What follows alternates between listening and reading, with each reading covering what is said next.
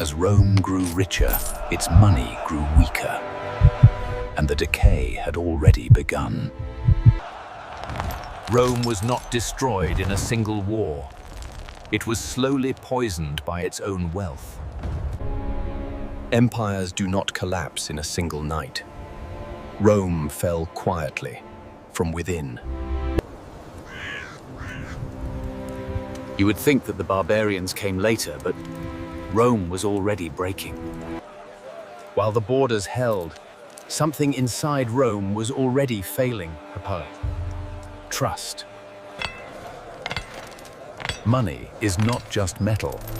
It is trust, frozen into form. The denarius was honest, heavy, and trusted across the known world. As long as soldiers trusted the coin, they trusted Rome. That spans continents, demands endless payment. But Rome chose deception over discipline. The stamp remained, but the value did not.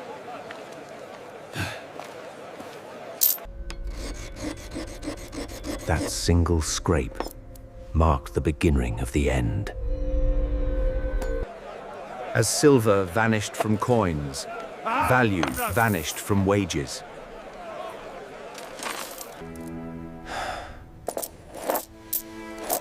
Money still existed, but it no longer worked. And an army that cannot eat will not obey. Money had to be spent before it expired.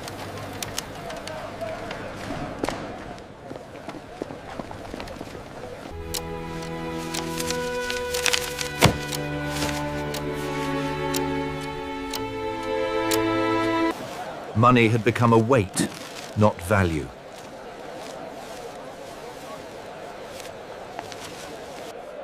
This was not inflation anymore. It was collapse.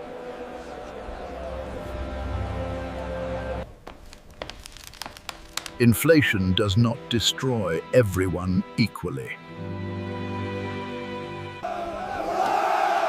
When money fails, trust follows. Germany stabilized its money, but the damage was done. Rome fell coin by coin. Germany fell note by note. Now, if we talk about Zimbabwe, it began with promise, not collapse. Their production fell, but spending did not. When output collapsed, money multiplied. Inflation crossed into absurdity.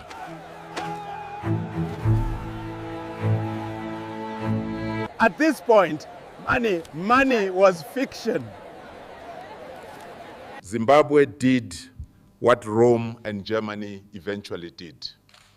It gave up. Stability returned only when trust was borrowed.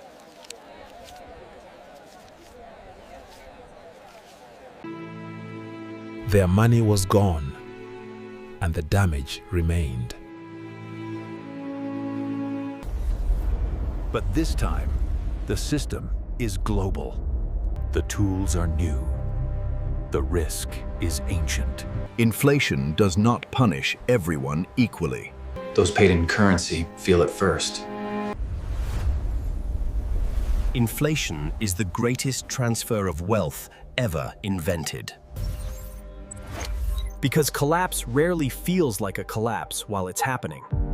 Rome printed faster and fell faster.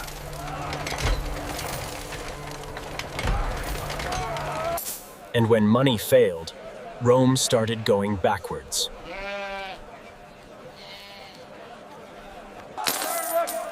Because a state that cannot tax cannot rule. The collapse of money became the collapse of Rome itself.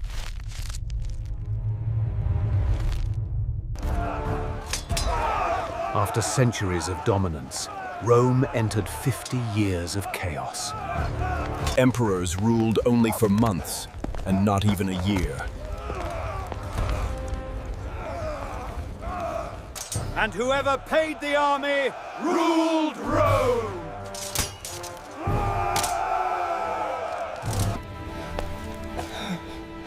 Economic collapse invited disease and death. And lies could no longer be hidden.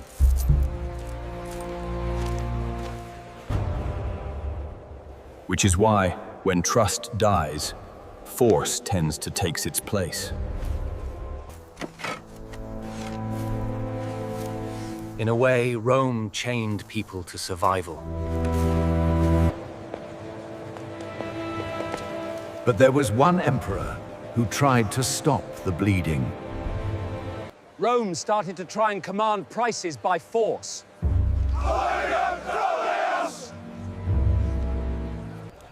But the law could not fix broken money.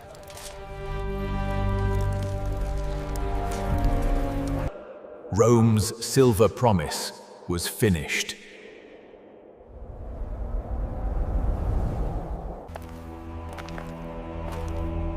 With silver destroyed, Rome stood without a foundation. They had to turn to the only metal still trusted.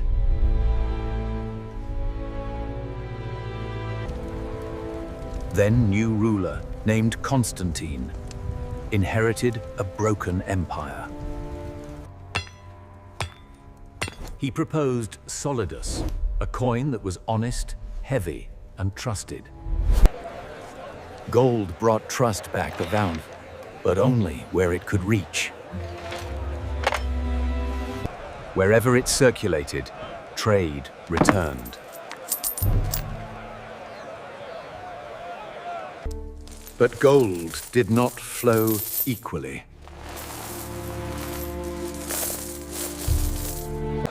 Which made the people remember the lie.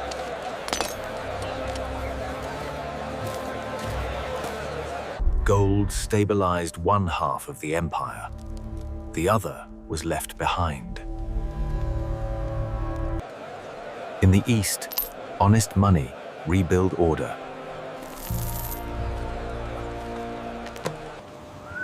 But in the West, money never returned.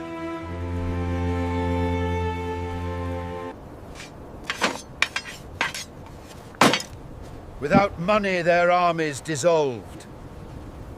Since the money vanished, Rome paid with its territory.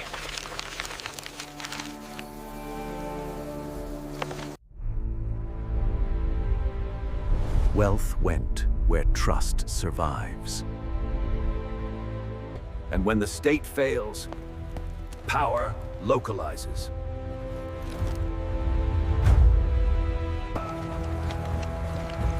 The gates were not stormed. They were left open. The empire had already ended.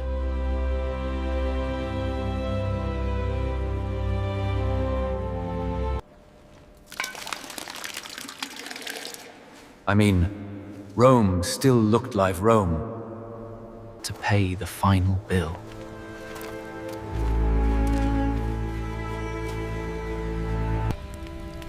The barbarians were not even the one who ended Rome.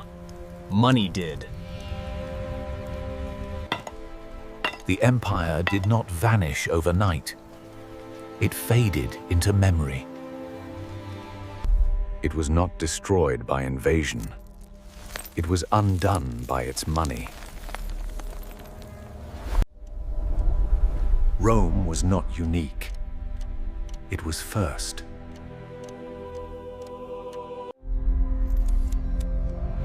Inflation is never an accident. It is policy.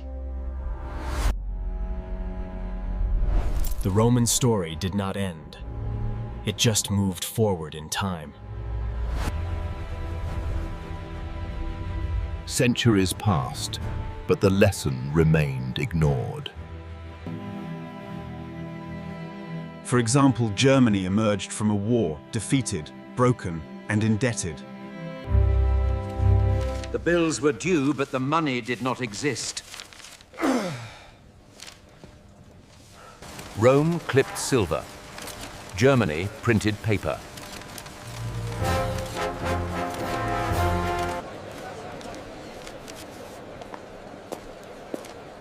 At first, it didn't look like a collapse. What had crept forward now began to run. History doesn't ask if collapse will happen. It asks, who will be ready? Money only works because people believe in it.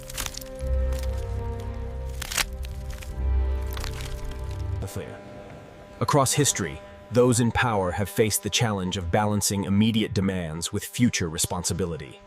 Collapse is obvious in hindsight and invisible in comfort. Financial collapse happens slowly at first, then all at once. Empires don't fall when money disappears. Money disappears when empires fall apart from within. It's comforting to think collapse belongs to history.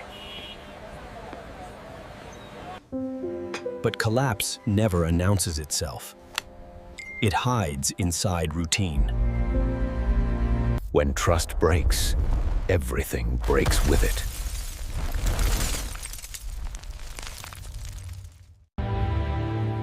History doesn't demand fear. It demands awareness. Because the barbarians are never the beginning. They are the end. Empires rise, money weakens, trust breaks, and history waits patiently for those who forget.